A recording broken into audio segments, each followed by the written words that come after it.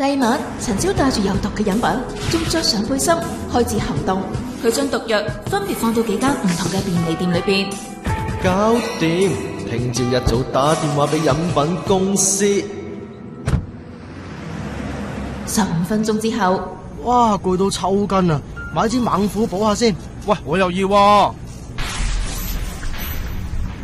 咦？點解有張貼紙嘅？可能新包裝啫。好，等我試下係咪好飲啲先。哇，好似有陣怪味嘅。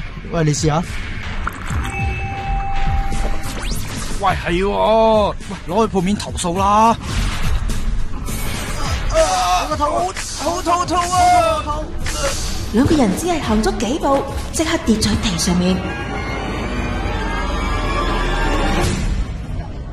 9點啦喎，係時候去電話亭打電話俾飲品公司。猛虎懷疑被落毒，2個人送院後不治。